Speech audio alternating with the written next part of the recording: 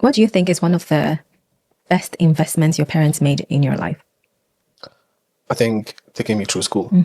At Live on Stereo, we believe that real stories can build stronger connections. We are a husband and a wife team, and we host conversations that dig into love, relationships, creativity, resilience, growth, faith, everything that life throws at us. Each episode features people who open up with honesty to share their wins, their struggles, their faith, so that we can all learn, reflect, and grow together. These are moments that remind us that we are not alone in this journey of life. So, if you're ready to deepen your connection with your partner, to grow your faith, and to find inspiration, pull up a chair. This is the podcast for you.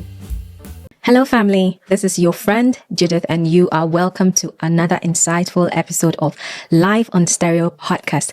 I want to take this opportunity to say thank you to every one of you that has been staying with us, that has been rocking with us from the beginning. If you are new to this platform, we say welcome, and we hope that you will find value on this side of our podcast. Today, I have in the studio two amazing gentlemen, and I cannot wait for you to get to know them and for all of us to have a relaxed, honest, open conversation, and hopefully we learn something. Hopefully, even if it's just for a relaxing time where we let loose and let the worries go and just enjoy each other's company. We hope that you will find that valuable as well. So I want to introduce to some that do not know them already and present to those that already know them in the circle. If you're in my circles, where I am, where my family, you definitely know these guys because they are pushing it in every sense of the word. Welcome to the podcast, Jonathan and KKD. Yeah. He will tell you what the KKD means in a minute. Thank you. Okay, so Jonathan and Kay, I am so privileged and grateful that when I approached you and said, guys, I want you to sit on the couch with me and let's just have a conversation, you were not hesitant, even though you're like, I wonder how it's going to be. But see, every time I say that, I'm grateful when people agree to be on a podcast because people have different reservation and different reasoning for everything, right? And I don't think that it is odd, or I don't feel any kind of way when people do not accept. Sometimes it's just not the time, right? So I do understand, and I still cherish those relationships. But thank you for saying yes. So let's dive right in. Do you want to introduce yourself, your name, and anything you want to say just to, break the ice? First of all, I would love to say thank you for having us. I was also happy when you asked us to come on because somehow we were looking forward to it. Really? Oh, yeah. So you didn't tell me. You would have come way earlier. Oh, I'm glad. So we're happy when you asked us to come. So. That's so. And you know what? Just like you're saying, sometimes things happen at the time they are supposed to happen, right? Yeah. And even today, I almost called you and asked, what color of outfit are you going to put on? Look at what I almost did. And then I'm putting on my outfit, and then my husband comes and says, did you plan? I was like, wait, no way, they are not in black, right? I come out and you're in black. So yeah, I think it could be a good sign. Yeah. So I am Jonathan Quenin. A master's degree graduate from the University of Stanford. Of course, you have to know. Yeah. Currently working as a part-time research assistant and a part-time worker at IKEA Food and Restaurant. So, yeah, that's me. Awesome. Okay. Yeah. So, as my brother said, we are happy to be here and we are happy to be on your podcast. So, Kwapna Kunedu Dakwa, but I've made an initials for my name as KKD. So most of the people around call me KKD. Yeah. And I'm also I got my master's degree in applied finance last year, and currently I'm schooling, like I'm taking another study in IT at the moment. But aside that, so I work part-time with Costa Banga, and I'm a restaurant employee. Yeah. Awesome. Right there, you've said a lot, and it's like a lot is going through my mind. A lot I want us to hit on. First of all, I will go to KKD and say, you're Kwabna Kunedu Dakwa. Yeah. How many siblings do you have? Just one. That is a girl or a boy? Yeah, a girl and elder sister. Does she also have just local name? Yeah, local name. Yeah, I thought as much. I saw where it was. In Ghana, some parents just like to give like complete local names to their kids, just so some of I don't know the rationale for your father, but some of them, they say they want the kids to remember where they come from, no matter where they go. That was the reason, because my dad is a typical Ashanti man. Yeah. He wants you to remember where you're from. Okay, before we go in, let's just break the ice. So this is like I call it vibes and values. So I say, like, I'm going to give you two options and you just tell me what your preference is. You don't have to explain. You don't have to say. You just say as we go. Okay. Wachi or jollof? Hard question. Hard question, but I'll go for wachi. Okay. Jollof. Okay. Split. Accra or Kumasi? Accra. Yeah? Yeah, Accra. Okay. The vibes are different. This one? Yeah. I'm from Kumasi, but Accra. Okay. High life or Afrobeats? Hard one. Hard one. I think high life. High life. Yeah. Same for me. High life. Yeah. I would have gone for Afrobeats. Yeah. Okay. Suit or kaftan? Suit. Yeah. I can attest to that. I know my brother. Okay. I'm not a suit person, but I would think I'll also go for You go for suit? Yeah. Early morning gym or late night hangout? Late night. Miss me with the gym. Miss me with the gym. Yes, miss me with the gym. Okay. Yeah, so I don't even have to ask. I'm not a morning person, so. Chale. You know what? The funny thing is, I'm not a morning person as well, but I can stay up so late. Yeah. That's a funny thing. Really? So I guess it is what it is. Yeah. Chill guy or deep thinker?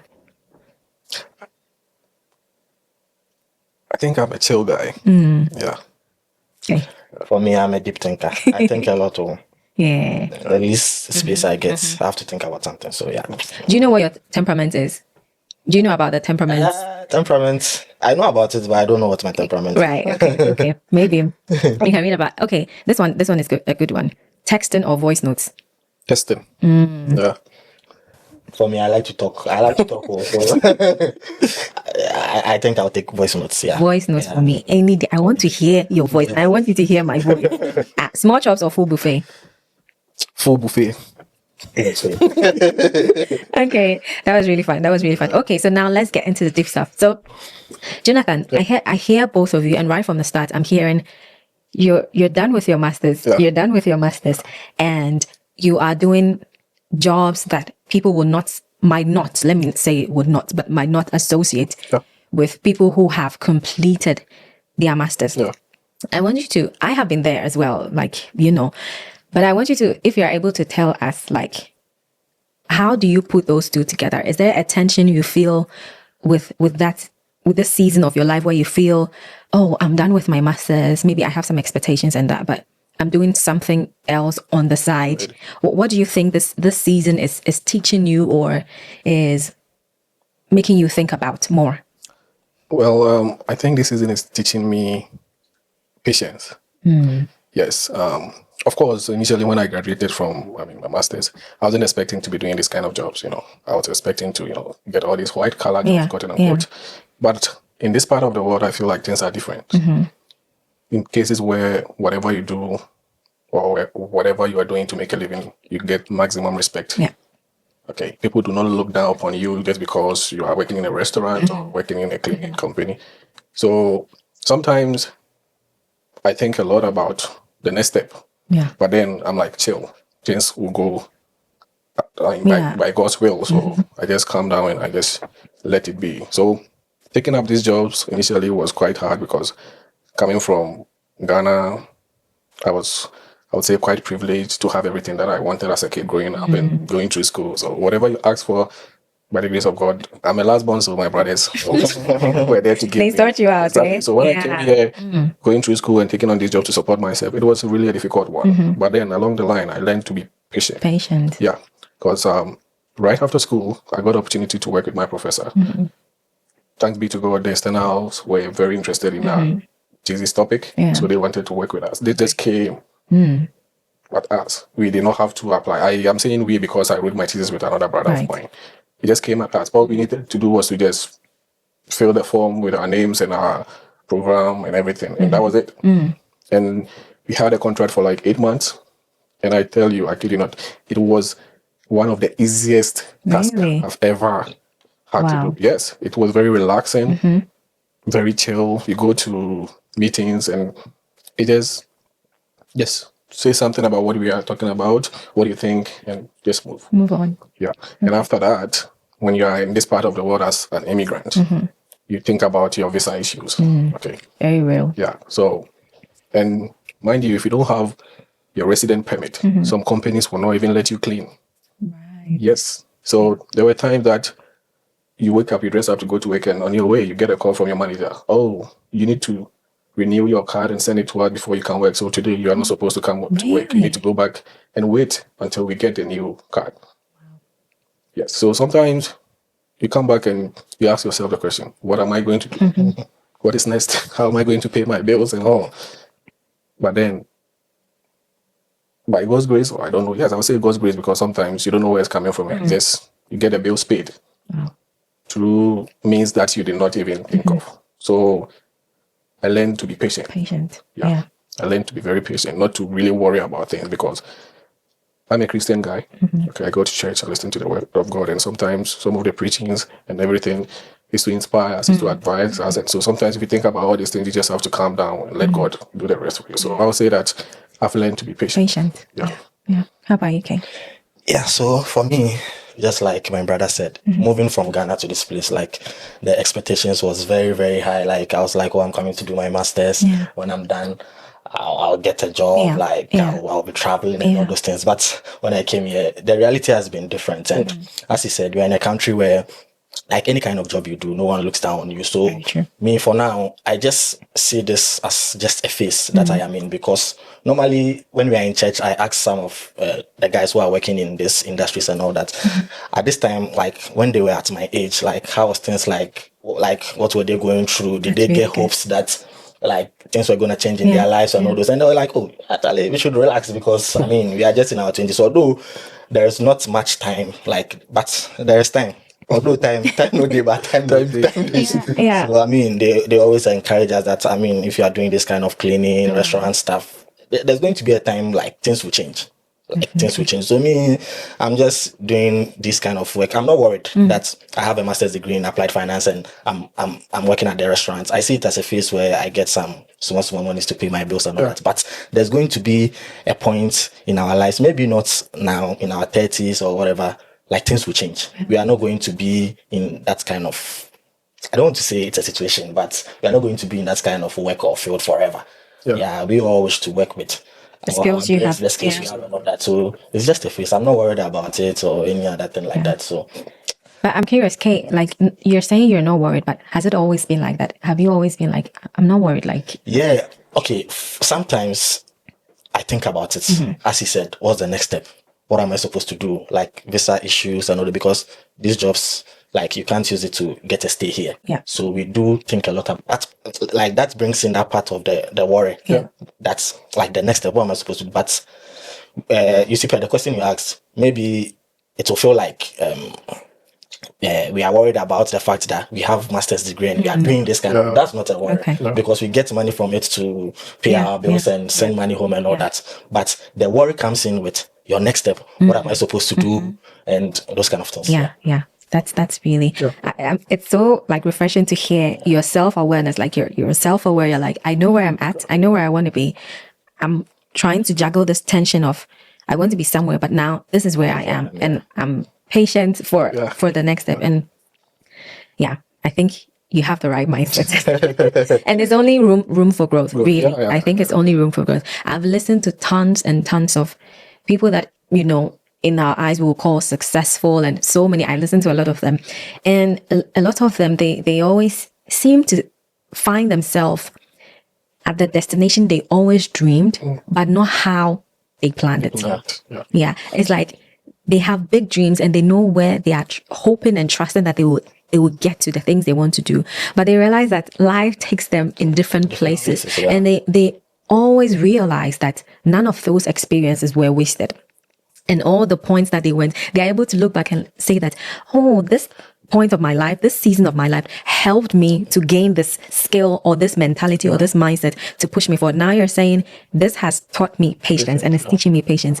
So in the future, if you are in a position where you have to deal with a lot of tricky people and all that, at least you can fall back on this skill and value you have. I'm curious to know, I know that there might be pressure from yourself, and maybe you have touched on it a little bit, but do you feel pressure from friends and family, or even society in general, social media and all that, to have things figured out like quickly? To me, I would say no. No to the family aspect, no to the friends aspect, not to social media. Because, like I said, I was privileged growing up to get almost everything that I wanted as a kid. Not necessarily due to wealth, but I would say I have loving siblings, loving parents who will do anything to make you okay. So as of now, where I am now, I know sometimes your friends would want to, they ask for money because you are abroad. They see you in good clothes. They want you to send them. Like, how do you deal with that? If I feel the urge to give you, I give. Because the things I wear or whatever I put on, I don't borrow. Like I said, I have the patience to wait and get it. And thankfully to God, I have friends who are givers. Yes, I have a lot of friends who are givers. So sometimes I need something, I don't really worry about it. All I need to do is to share with the people I call friends and brothers. Some can just come up and, assist you in any way. So, and to my family, if you want to give back something, it's up to you. Nobody is going to force you. Of course, sometimes they want to teach you the adulthood. And so sometimes when something happens back home, they call you to be part of their family meeting. And then when they are sharing the cost or they are splitting it, they put some. Exactly. You're adulting, so welcome to that. Even though sometimes I don't expect it and sometimes I don't like the idea, I'm going to like it. Because it's also teaching me in a way to manage my finances well. Exactly. Which is an important skill. So I would say I don't feel pressured in anywhere. Okay, how about you? Yeah, so for me I don't feel pressured by anybody because for me, I've also been from a home where everything has been available. My dad, like, he'll go to the extra mile to get you whatever you want from childhood. So growing up, and even now, one thing that helps me a lot is that I always understand the situation I am in. So if I see that someone is doing something, it doesn't bother me. All the time, Jonathan and I like, we always put ourselves in a situation that we know that this is what is going on around us at the moment. So if someone is doing anything, we just laugh about it. Quite recently, I think within the space of 2 to 3 months, most of our friends have been getting married and all those things. And I'll just call him and I'll be like, Charlie, won't you get married? Yeah, exactly. Right. And you'll be like, you, Master, I don't get carried. All the time, we if we see something, maybe someone has gotten this or that, we just try to, I don't know if I don't know if I should use this word, like, we'll just try to understand the situation we are in and just laugh about it. You're not comparing yourself to them. Yeah. Like as I said, people are getting married and all that. I'll just ask him, go, hey, Jonathan, when I get to get married, then you'll be like, Charlie, me, I don't get carried out, so me and marriage and those things. They will just laugh about it. Do you know what I'm hearing? Like, initially I said that you seem to be very self-aware. And that's an important thing. To be able to admit something. Yesterday, my husband and I were watching a movie, and in the movie, there was a lawyer, like a young lawyer who had a big case, and it was affecting his family, his marriage. And so he was working with a young paralegal who is a beautiful young lady. And because everyone was deserting them, they had to work closely, right? And there were very compromising situations they felt themselves in. And then the man, one time the lady asked the man, do you want me to stay? Like, the lady had come to the man's house for them to work on the case. And the lady asked, do you want me to stay over? It's late. And the man said, yes, I want you to. That's why you have to go. So he was self-aware to say that this is how I'm feeling. I'm feeling like you have to stay. However, I know it's not the right thing. So go. So I think that that's admitting to yourself that, I see what is happening. I see where, right? I'm seeing it. Maybe I even feel like, Charlie, I would love to, but I know that it's not the time. And I think that that's really important. Like, hold on to that mentality. And do you know what happens too? I feel that your mind becomes at peace because you are not in denial. No. Right? You are not like, oh, I'm not seeing it. Oh well, like, that kind of thing. But like, no, I see it. It's a good thing. It's happening for them, but it's not my time. All right. How was growing up for you like, Jonathan? Like I initially said, I will say I was fortunate. Very, very fortunate. I come from a family of 7 and I'm the last born, so you can imagine. Ooh, yeah. Yeah. My dad was, because he's retired, not dead. So he was an educationist. Okay. So he managed to put us all through school. Okay. So I'm more or less like a pension baby because you came later, right? I came later, so you shocked them. I shocked them. I'm here. Yeah. So I was being catered for very, very well. Let me tell you one funny thing. I had to leave school because my friends were sacked from school. Not that You just wanted to go with them. Why are you guys having all the fun? Like getting to skip school, in a way. Every day they did something and so sometimes I just join them. And sometimes now I sit down and I look back, I'm like, so I'll say I was very fortunate. Yeah, like I said initially, not necessarily because of wealth, but I had or have loving parents, loving siblings who would do anything for you to be happy. Yeah. I was put through school. I had food to eat, clothes to wear, travel when it's possible. I mean, domestically, when I was in Ghana, not outside, but then I got to explore whenever it's possible. What do you think is one of the best investments your parents made in your life? I think taking me through school. Hello there. I am going to interrupt this conversation for a brief moment and just to appreciate you for being a part of our community. And we do hope that you find value in the content that we make on this platform. We want to invite you to support our channel and what we do by subscribing to our YouTube channel, clicking on the notification bell, liking and sharing our content with your family and friends.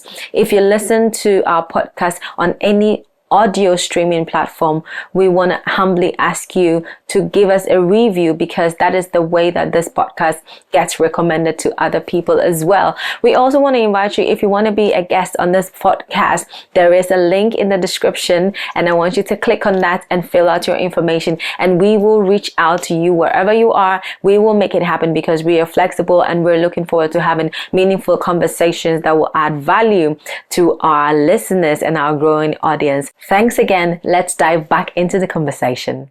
And making sure that everything was there for me to learn. My dad being an educationist, you come back home sometimes, some terms you need to go back to extra classes. Sometimes there's a trunk of books that you have to be reading. And you don't have to be doing a lot in the house. You have big sisters, you have big brothers. And there wasn't much to do in anyway. So I think I thank God for that, honestly. Your dad is just saying, you just go and study. Exactly. Some of us, you have to study and do house chores at the same time. Of course, sometimes mommy will call you and be like, hey, come and do this. But it wasn't even anything. It helped me. Now I can cook very well. Good. And I thank mommy and my sisters for that. Good. So I thank God for that. And let me use this opportunity to thank my brothers and my sisters. I'll say God bless them and God continue to bless them. I appreciate them. And I hope that one day I make them proud, honestly. I'm still growing. And they were there to correct me, criticize me when it's possible, when it's needed, make sure that I'm okay. So way back in university, people thought I was coming from like a wealthy home. Some people thought I was coming from a wealthy home. But honestly, it wasn't that we are rich. But I just had people who cared for me, no matter how. And that's great. Okay, how about you? How was growing up like? Yeah, so growing up, for me, we are just a small family, a family of 4. I'm the last born as well. I have a big sister and so, well, we were not that rich, but my dad always made sure that we had everything. My mom is a trader and my dad works at the harbor. So, I mean, growing up, we lived in Tema and we are still in Tema actually. Growing up, I was enrolled in one of the best schools in Tema, Creator Schools. And from there, I went to Prempeh College, SHS. And from there, I went to the University of Ghana. Then from the University of Ghana to this place. So I think, University of Ghana. Yes. Okay. We'll take it like that. It's fine. Premier University. Now, well, if you say so. If you say so. Even Prempeh will take it like that. Prempeh, what was their position with the National Science and Mathematics? Oh, I'm not sure. Okay. I don't want trouble. Just let's go on. Yeah. So growing up, I was comfortable. Like my dad thanks to him, Watamendi. That is nickname. Yeah, that's his nickname. Wow. He made sure that we had everything, my sister and myself, and things has been good. Yeah, so childhood, I didn't really experience any difficulties or anything, like things were that smooth. Wow. Our parents really I feel that when the more you grow and mature, you get to see how much, it might not be everybody that had their parents taking care of them, but for those of us that were blessed to have that, you see that they poured so much into you, and everything they had, they just wanted you to be all right, and they were given the best and doing the best thing they knew how, right? For you, seeing how your father, brought you up and dealt with the family, and your mom as well, how does it make you, or maybe I should ask this first, do you look forward to becoming a father yourself, like getting married, having a family of your own? Yes. One day, obviously, I look forward to that, and I hope I'm able to do more than my dad did. Yeah. Okay, how about you? Yeah, same. I have, okay, let me say this. I have lots of role models, right? But my dad is one of my toppest role models. Like, I want to be like him, not like him, like the level he's in. I want to do more than him, but in terms of like family wise and how he provided for us and things, like I want to pick everything from him. And the way he made us, so my dad is someone like, he's very open. He's not like, he's friends with almost all my friends. Wow. That time he can call them, also those kind of things. He's a very open man. So if like I want to grow and have family and all that, I just want to be like my dad and like give the kind of love and support he gave to me to my kids as well. Yeah. That's really, really good. Yeah, that's really good. Okay, so talking about mentors, Jonathan, you can also say, like you said, your father has been a great mentor to you. When you look over your life, do you see maybe 1, 2, or 3 people, you may mention their names or not, but at which point can you look back and say, this point of my life, if this person did not pour into me the way they did, I don't know what my life would be, or it has given me the momentum or the heart, any kind of influence that you look back and say, I cannot tell my life story without thinking about this person. Yes. The first person will be my big brother. Yeah, Dr. Francis. Just before I forget, I am so thankful. Anytime I ask people this question and they mention, it's like the first person they mention is a family member. It's just a blessing. Really. Yeah, please go ahead. Yeah. The first one obviously will be my big, everybody or everyone around me knows this. My big brother, Dr. Francis Queenie. Yeah. At a point I thought he's my dad. Yeah. I thought he's my dad because it wasn't all the time that Daddy, as an education director, sometimes travel for months, So Big Brother was always around to, correct us and all. So I thought he's my dad at a point. And right after, I think, junior high school, he told my dad one thing that I remember, that I am his responsibility. Wow. From that point. Wow, really? Yes. How old was he then, and like where was he? He was in the university, I think. Almost. Really? And he said that? Yeah, and he said that. Yeah. When I was in junior high school, he used to invite me to UC. He was in UCC, the best university. Please just let's forget about the make it clear. Set the record straight. He was in the University of Cape Coast, University of Choice. Yeah. So sometimes he, when I'm on vacation, he invites me to just come over. You just leave you in the hostel and go to class. But yeah, it was nice for me, I got to experience, university life and big boys, how they do things. I think it was my first time seeing someone smoke and study. Ooh. Yeah. What impression did that make on you? I was confused. Yeah. Honestly, I didn't know. I mean, because I saw smoking as something, harmful to your health, making you go crazy. So later I argued, and like, some people study and they smoke, and to them, it kind of calms them to study. And I'm like, interested. Okay. So yeah. Were you tempted to ever try that? Never. I have never. Okay. Yeah. So I would say my big brother, thanks to him, he's been there for me through thick and thin, even time that he didn't have. He would always make sure that I had whatever I needed at that point. Yeah. He put me through high school, through to university, and me being here is him. Wow. Yeah. So I would say God bless him, and I appreciate him so much. Had it not been him, I don't know where I would be, honestly. And I'm not sure I'll be here. Yeah. Because he at a point he outdid himself. He outdid himself because he was in medical school and he was still taking care of me. One would say, oh, he was not schooling in Ghana, so maybe that's why. But I don't think so. Wherever he was at that point, he would make sure that I was okay. So I would say him. Another one is my other big brother, Jerry. We used to fight a lot. I did that one. We used to fight a lot because he wouldn't give me the freedom to do whatever. To do what you want to do. At that point, I thought it was wrong. He's a strict one. Very strict one. Dr. Quaden is very strict. At the sight of him, I'm scared. Whether I'm doing good or bad, I'm scared. So it got to a point he used to tell me, why do you always panic when you see me? Calm down. But I think it's because of how he used to do things when I was very little. So to Brother Jerry too, when Francis was outside doing his medicine program, I was staying with Jerry. Okay, in Accra. So Jerry was the one taking care of me at that point, and it was an interesting one. We used to fight, we used to fight a lot because Jerry would not give you the space to breathe, you know. But that was him, I think. Now I understand him. I appreciate him. That was him. So I thank him.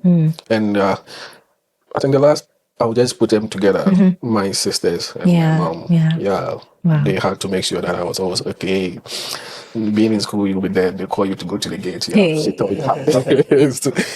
My sister was doing national service, and at that time they were paying them, I think, 300 cedis or 100. Very little. Very little, and she would always make sure she sends you money. So so Gladys, Felicia, my big sister Evelyn, God bless them all. I appreciate them. They held it. They held it. Okay, how about you? For me, my role model list is quite interesting because some of them I took them as role models through movies. So as I said, in no order, but my dad is one of them, the top. But I would mention. I'll mention Messi. Oh yeah, but that's a good one. Yeah, because for him, like Messi, one pastor, Pastor Obed Obenyade, he's in Kumasi, CCI head pastor, and Pablo Escobar. And for the three of them, the reason why I took them as role models is because of family-wise. Because I don't know if you know a little bit about Messi, he prioritizes his family and all those things. Aside football, any other thing is about his family. I don't know that if maybe I would be a family man like him, but I like how they prioritize their family, their kids. They make sure they will go the extra mile to care for their family. So I like them for that. And Pablo Escobar, so I don't know if you've watched Narcos before. Although he had his bad sides, he was killing people, he was into drugs and all those things. He always made sure his family is safe and all those things. So I like that about him, and Pastor Obed as well. He's, family man, take care of his kids, the church, all the church members and all the people, he has taken them as his kids, family and all that. So I like those people and I wish to be like them one day. Yeah. Wow. Amazing. I think that you have amazing and very healthy role models and especially male figures in your life. And that is going to influence how you already have. No wonder you think the way you do. And no wonder you live the way you do because of the people that you're looking at, right? And the people that have poured and influenced you. No wonder, right? There's a saying that what garbage in, garbage out. What you get in is what you flow out of you. Yeah. So I want to ask if there is a young man watching you, could you tell them, one thing that you have learned about identity, what it is to become the man they desire to become, or even for you, the man, what do you think it takes to be a healthy man and a productive man and the kind of man they are looking forward to become from your perspective? Yeah. Because now everyone is because of social media, everyone is chasing certain things, right? Everyone has a certain perspective that this is how I need to become successful. This is where I need the path I need to go. But what would you say from in your young life, how far you've come, what you've experienced, you say, this is the path in my understanding, I need to stay on, and young men can also stay on to become successful. Yeah. I think I'll just say, be patient and put it on God. I am saying that because I have something that I normally say in Kwane here. You say that a lot, Because I see it, if you have life, healthy life, whatever that it is that you need to get or need to have or whatever you need to get to, by God's grace and you being patient, you'll get there. Okay. And what I also say is they should not always look at the bigger picture, because normally if you look at the bigger picture, you tend to forget the process it takes to get to the bigger picture. So I think they should focus more on the process in getting there, rather than looking at how it's like. Yeah. If you focus on the process and take your time to appreciate whatever is coming through the process, God's own appointed time, you get there. So I think you just need to be patient enough. Patience. I admire Sarkodie very much, and people think it's because of just the music. It's not just because of the music, and it's not even all his music or every record he has there that I can sing or relate to. But there are some that he preaches, he advises, he motivates, he tells a lot of things in it. And if you stay away from social media and really look at some of the things that he puts, sometimes we are within his team, and sometimes someone just put this up there, you know that this guy is different. How he handles social media and people out there, everything, I admire a lot. Okay, I see him as someone who is, should I say, he does things according to timing. He's not forced into doing things. Okay. So you think that they shouldn't rush? You shouldn't rush. Be patient. Be patient. And be willing to sacrifice and put the rest on God. And I'm sure you get there. That is what I can say. Okay, what do you want to add to that? Okay, so for me, I'll say that now I've not reached any position to advise anybody. So if you are listening to me, don't be like, I will cry, where you reach where I've not reached there. But from my experience, what I would like to say is, like, as a young guy now, anything that you are doing at the moment, right? Like, do it well.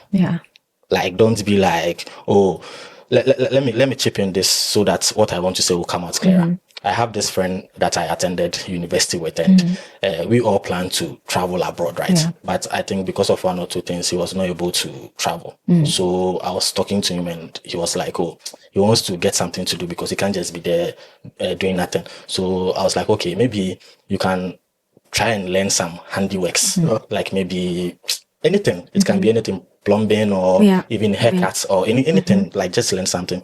But I think he was not so comfortable with doing that because he felt like we all plan to come abroad, and most of us, I have a group of guys that we plan to go abroad. Most of us have left, but it's like he's the only one still in Ghana. So he feels like, no, why should I go and learn some handiwork? Because maybe one way or the other, I'll be stuck in Ghana. Because but what I told him that, Charlie, anything you are doing at the moment, just learn it and like do it well. Because I even use Jonathan as an example. That Jonathan is he knows how to cut people's hair. So even if you are able to learn the skill and learn it well, and the chance come, you get a chance to travel abroad. I mean, you can be cutting people's hair, and it's a skill you've learned and had. So it will not be like difficult for you to survive or anything. So me for now, dear, what I'll say is, I mean, if you are doing something at the moment, just focus, do your best and do it. There'll be an opportunity where what you've learned will be useful to do. So for now, that's what I can say as a young guy, because I mean, we've not reached anywhere, so I can't really, but the little experience I have, because I decided to study and I was serious with my studies, and through that, I got the opportunity to apply for schools here and come and do my master's. So imagine I had the opportunity to study and I decided not to study, or I just did anything anyhow. I wouldn't get the good grades or whatever to apply to school here and come. So what I'll say is, anything you find yourself doing at the moment, do it and do it well. That's all I want to say. Awesome. Okay. So as we wrap up, you cannot come to this couch and we don't talk about marriage and love. Okay. So what kind of woman do you see yourself ending up with, or hope? What kind of woman do you hope to partner up with in the future for the man that you are and the man that you hope to become? Okay, you get back. Kind of woman. Yes. Okay. For me, I don't really have lots of specs that as a woman you should be this, you should be that, but I'll just go by what my dad told me some time ago, that if I'm looking out for a woman to compliment me and help me in life, first I should go for a woman who is caring. So if maybe I come across any woman, I would like to know if like you are caring. Then maybe the second thing I would look out for is you should have something to do. You should have a work, or you should have something doing. Yeah. So you want someone who is industrious, you should not necessarily an industrial woman, but you should be doing something for yourself. Yeah. Basically, I don't want those girls who be like, I want to be a housewife, stay at home. No, not even. So you should be caring and probably have hardworking, have something to do to help me, basically. Yeah. Okay. Yeah, I think I have a similar interest as he's saying, but you need to be elegant, obviously. You need to be elegant. You need to be face card. Intelligent, grounded. Grounded. Yeah. Wow. Yeah, because for the kind of person I see myself to be, or I hope to be, I think these 3 qualities will complement me very well. Yeah. You know? Wow. Elegant, intelligent, grounded. Grounded. Do you mean someone who knows their identity and is confident in who they are and leverages it for like whatever they do? Wow. If you are grounded, everything that you would want to do or everything that you see yourself doing, you really excel in it. Wow. And amazing. Let me say this just fast. For mine, you should like fufu. And you should know how to do it. You should have, but you can help. You can help a sister. Yeah, I can help. So just do the soup for me. I'll do my fufu. It's a good middle ground. So you see, sisters, I'm supporting your cause. So even if you're not able to do the fufu, at least he's there to support. Just make sure the soup is working. Yeah. Wow, Jonathan and KKD, is there anything last thing you want to leave with our audience? Anything at all? Then we just draw the curtains. Yeah. I may not be in a position to advise because I'm still growing and learning. But one thing I would say is whatever you see yourself doing, as my brother said, do it and do it well. I don't want to talk much about it. Let me just chip in. This haircut thing that he's talking about, he was talking about, I was not really doing it back home. I used to gather kids around our neighborhood and just give them haircuts. Wow. Little did I know that it was going to be something really helpful here. I said a couple of minutes ago that there are times that you get a call from your manager that don't come to work because your resident permit is. And how I was able to pay my bills was through haircuts. Can you imagine? Now it's a great skill for me because it pays my bills and puts food on my table sometimes. So whatever you are doing now, don't listen to what people are saying. So far as it makes you comfortable and you feel good doing it, just keep doing it because you never know where you need it. Yeah. Okay, so what I would say to Brother Ketin is, I don't know, unrelated, but let me say. That's okay. Let me say it. So what I want to say is to your audience or our audience is that like life is hard, life is difficult. So like we all should not take the stance too personal because each and every one of us is going through something that you don't know. I don't know what you're going through, don't know what I'm going through. So please let us not take the stance too personal. Let's live in harmony and peace and love each other. Yeah. Awesome. I couldn't have said it better. If you have stayed with us until now, we just want to say thank you. Thank you for staying with us until now. And we hope that you have found this conversation valuable. And if you have, do share with your friends, share with your family, someone you think will benefit from this conversation that these 2 amazing gentlemen have had with me. Once again, if you have not subscribed to this channel, we want to ask you to do that. And hopefully we will see you in the next episode. Thank you for joining us on this episode of Live on Stereo. We hope you found our conversation insightful and inspiring. If you enjoyed today's episode, please subscribe, share, or leave a review on your favorite podcast platform. Your feedback means the world to us. Do well to follow us on all our social media platforms. See you in the next episode.